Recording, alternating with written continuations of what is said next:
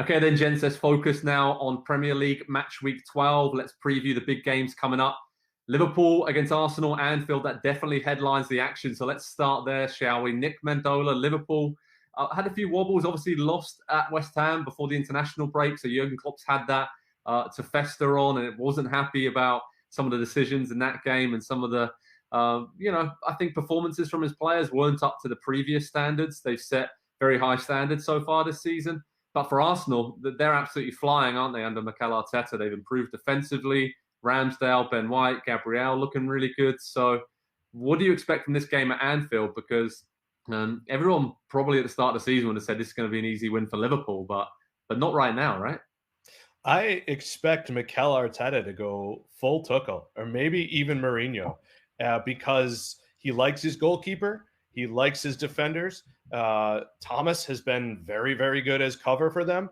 And I would expect Liverpool to have a lot of the ball and maybe be forced to. I think Jurgen Klopp made a point. I don't know if it was the last game, but one of the last games, his post-match press conferences, we're not finding the answers in the final third. Even though they're scoring a lot of goals, they're not making necessarily the right choices with the ball. And that's what he wants to see more of. So I think Arsenal, as unsexy as this will be to the Gooners out there, still know that there's a gulf, and they would love to take a point from this match. They have some speedy guys and playmakers to hit them on the break. So I think it's a very interesting situation here. When I opened this talk, when we were looking at what we're going to talk about today, I was ready to say this is a bridge too far for Arsenal, but that thought popped into my head that I think they may be capable of holding Liverpool down and hitting them on the break. Wow. And if they do win this game at Anfield, it's a big if, but they would jump above Liverpool into fourth place. So fifth place Arsenal against fourth place Liverpool. Again, an incredible turnaround from Arsenal. It's only been a few weeks, so let's not get too carried away. But Andy, what's impressed you most about Arsenal and the way they've kind of turned things around? Has it purely just been because now they have a fully fit squad to choose from and that their starting 11 is pretty much set in stone? It's a big part of it when you get a player like Thomas Partey back, and we were all very complimentary of him as a player when they signed him last season. It was very much an issue of how many games is he going to play, and I think he only played about half last season, and so the season went about how you would expect it, with maybe the most important player only playing about half the games.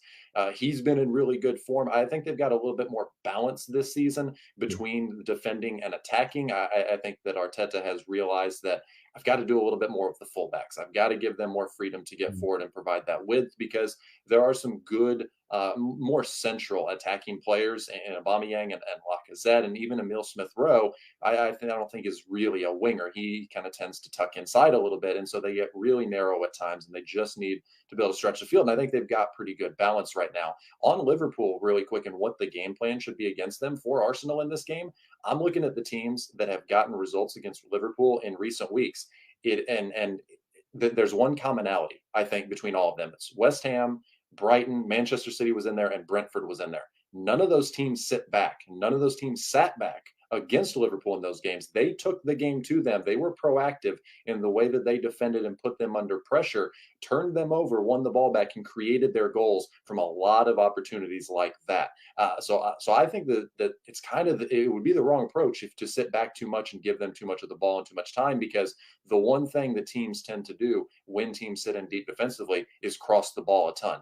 And what do Liverpool have more than any other club in the world? They have incredible crossers of the ball. And Trent Alexander-Arnold, Andy Robertson at the fullback spots, they score so many goals from crosses from the fullbacks that if you invite them into your final third and you're sitting back deep, they'll have a field day with you. So I just think you have to put them under pressure. I think you have to make them uncomfortable, because for as much as they do that to other teams, they really don't like it when it comes back to them, when they get a taste of their own medicine. And so if Arsenal have belief and confidence and they go into this game thinking that they belong and that they can get the result, then I think that they actually can. I'm kind of with you as well. We're pretty high on Arsenal this week, which we haven't been able to say for a very long time. But in midfield especially, I'm looking at that battle. Thomas Partey, obviously, Samuel Okonga's been in there with Granit Xhaka out. As you said, Smith-Rowe buzzes around. Lacazette's been working his socks off just underneath Aubameyang. So I feel like they can dominate that midfield area and really unsettle Liverpool, where they like to, get on the ball, then get it wide and feed Salah and Mane. I do really like this matchup. I really do, because I think Arsenal have shown against Leicester and other teams that they can defend well and they can withstand a lot of pressure. Aaron Ramsdale's been sensational as well in goal, and his distribution, I think, adds a whole new dimension to their play, because now they can play out the way that Arteta wants to, right? Just like when he was assistant coach at Man City, and they love to play out from the back and build, but they can also go direct, and he gives them that option to, like you said, Andy, good balance. They can hit teams on the counter with Saka and others flying forward, but Smith Rowe and others have been exceptional on the ball.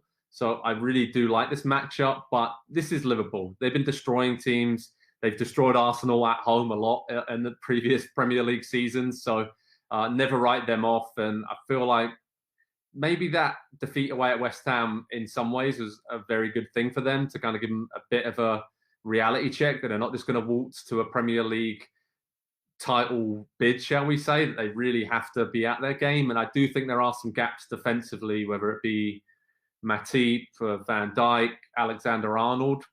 I don't think those three have been at their best for every single game this season. There's been a lot of gaps that teams have been able to exploit. So, like West Ham, like Brighton. So it's going to be a heck of a game at Anfield. On Pro Soccer Talk on NBCSports.com, we'll keep you covered, all the latest team news, stream links, how to watch that game. Going to be a massive one between two Premier League giants. Let's focus on another game, Nick Mendola, coming up in week 12, Leicester City against Chelsea. Very intriguing game. I would say Chelsea would take care of business, but you just never know with this Leicester team, right? With Yuri Tielemans pulling the strings and Jamie Vardy, if he decides that he wants to have a day, then he can definitely do it and has done it against Chelsea in the past. So what are you looking for in this game between Brendan Rodgers and Thomas Tuchel's sides? So we've got a post coming up at soccer.nbcsports.com. Definitely check that out, right? Definitely check that out. I put together an XG table in a different way. I think usually we look at a cumulative type thing. But what I did was I broke down, and I'm breaking down the difference in each game. So what would your record be if XG was the number we were looking by instead of actual goals? And Leicester would be 3-8. Leicester would be 3-8. That's the third worst record in the league. Chelsea would be 8-3, and I think, which is the third. By the way, second is Brentford. So go figure. Just to keep in mind for Eddie Howe out there. But the other thing that Chelsea has is they have some of the most lopsided performances in terms of XG. They are making chances. Thomas Tuchel knows what he's doing with this team now. I'm at the point where even with this game in Leicester, I'm starting to feel like Leicester may want to focus a little bit more on their options in Europe, because they're having some trouble this year for whatever reason in the Premier League. The ship hasn't necessarily been righted, and Chelsea is, they're delivering. They are flat out delivering this year. If it wasn't at Leicester, I would predict a multi-goal win, and I still might. Yeah, Chelsea just so dangerous. They can just go off, right? And then obviously key attackers coming back, Lukaku, Werner working their way back to fitness, Pulisic's coming back as well. So a lot of weapons there for Chelsea, a lot of players who probably haven't even hit top form yet, and they're right up there in the Premier League table, which is quite scary for everyone else. But Leicester, as we said, on their day, they can beat anyone. They've proven that time and time again. And I do wonder if some of the speculation around Brendan Rodgers' future, is he the man being lined up by Man United? Is that maybe turning his head slightly to think that he can go there and do a job? Let's wait and see. I think it's probably a few more months until that comes around. But there are some rumblings there amongst the Leicester City fans that maybe they aren't getting the most out of the squad of players they had so far this season. Like you said, Nick, underperforming a little bit. So let's see if they can come up with a big win against Chelsea. Andy, Manchester City against Everton. Man City home win, are we going for that pretty easy? I mean, they're kind of in the groove right now, apart from that shock loss against Crystal Palace at home. Aside from that, they've looked really good. And Everton, solid enough in recent games, but their attacking threat is kind of dissipated massively, especially with Calvert-Lewin being out and Richarlison just coming back to full fitness. Yeah, what a brutal run of fixtures for Everton that they're in. They're currently 5 winless. They've played Manchester United, West Ham, Watford, who scored 5 against them and were just absolutely sensational in that game, Wolves, unbeaten in a month and a half or so, and Tottenham just before the break. That was the easy game. Who would have thought that would be the case? Yeah, this is a tough run for Everton and Rafa, and all of the issues and the struggles with this team are not doing him any favors, because it's exactly everything, aside from being the former Liverpool manager, that the Everton fans did not like about him when he was hired. Well, he's too defensive. He's too organized. We're not going to score enough goals. We're going to be a boring team. We're going to be pretty easy to play against. And kind of all of those things have come true so far early in the season. And with the atmosphere, I almost said the toxicity around the situation, I don't think it's gotten to that point yet with Rafa. But he had a tough position to come back from a starting position when he took that job. I just don't know that all of those things put together are doing him any favors, and he's really going to be able to come back from this.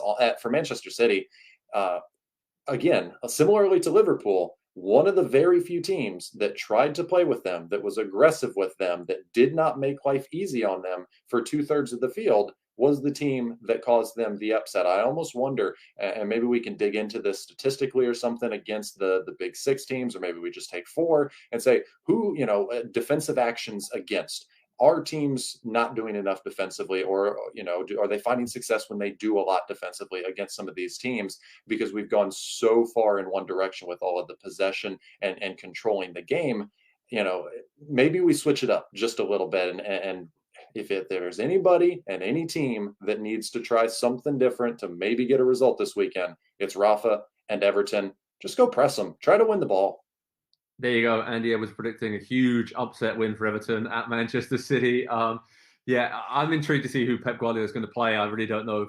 I don't know if he knows week in, week out who's going to start up top there, or as the false nine, or they've got so many great options. But I do want to see more from Jack Grealish and Gabriel Jesus in those attacking areas. I think those are a couple of players there who haven't hit anywhere near top form so far this season. So I think it's now time for the likes of Liverpool, Man City, Chelsea to step up, and their big players to really step up in this busy period now in the Champions League and Premier League, heading towards the festive period. This is go time now, right? So, and talk about another big team where it needs to be go time. That's Manchester United away at Watford. This is a banana skin, if I've ever seen one, for Ole Gunnar Solskjaer. Already under pressure. Claudio Ranieri's been there, done that, got the T-shirt when it comes to grinding out wins against the big boys on the counter. Something tells me Ismail Sarr is going to have an absolute field day against Luke Shaw in this game, if that is the matchup there out on the wing. I'm not saying that Watford are going to win. Manchester United should win this game 8 or 9 times out of 10, but considering how badly they've played in recent games and how their confidence has taken a battering, they've had a long international break, a lot of those players, to think about it. Ole hasn't had a lot of time to work with them on the training ground because they've been away on international duty, a lot of those players. They've lost Paul Pogba to injury, probably for the rest of 2021, and maybe he will never play for Man United again. Let's see what happens in the January transfer window. But there's still a lot of uncertainty at United with Solskjaer. They should win this comfortably, like I said, but do not write off Watford to have an upset win at Vicarage Road, and that place really gets rocking, especially if they get an early goal or it's 0-0 with 20, 30 minutes to go. Then we will see what this Manchester United team is made of. And quite frankly, haven't been made of much in recent weeks, because we've seen that the mentality is taking a hammering, as I said, and it's just not quite there for Solskjaer at the moment. So let's see. A lot of interesting things coming up around the Premier League. Some other games to keep an eye on. Aston Villa against Brighton. Steven Gerrard with his first game in charge of Villa at Villa Park. He'll be absolutely rocking at the whole end there. Norwich City against Saints. Dean Smith with his first game in charge of the Canaries. Newcastle against Brentford. Eddie Howe with his first game in charge of Newcastle at St James's again. That place will be absolutely rocking. And Tottenham Hotspur against Leeds United. Antonio Conte, another new manager, with his first home game in the Premier League in charge of Tottenham. And that will be a beauty of a game in North London. So remember, at Pro Soccer Talk on NBCSports.com, we'll keep you updated with all the latest team news, how to watch, the full schedule. The Premier League action is back. The international play is done until early 2022, lads. So all our focus is going to be on the Premier League now. Thanks so much for joining me for Pro Soccer Talk this week. Thanks, everyone, for watching. Absolutely loved it. We covered so much there, all across the world. World Cup qualifying. Now the Premier League is back, and it's go time between now and the festive season. So enjoy the games this weekend, wherever you're watching, And thanks for watching Pro Soccer Talk. Cheers, everyone. Hi there, I'm Rebecca Lowe, studio host for NBC's coverage of the Premier League. Don't forget to hit subscribe to watch highlights all season long, and be sure to tune in for Premier League mornings every weekend at 7 a.m. Eastern. And for even more content, head over to Peacock, where we've got live games, original series, and a dedicated round-the-clock Premier League channel featuring studio shows, classic matches, and much more.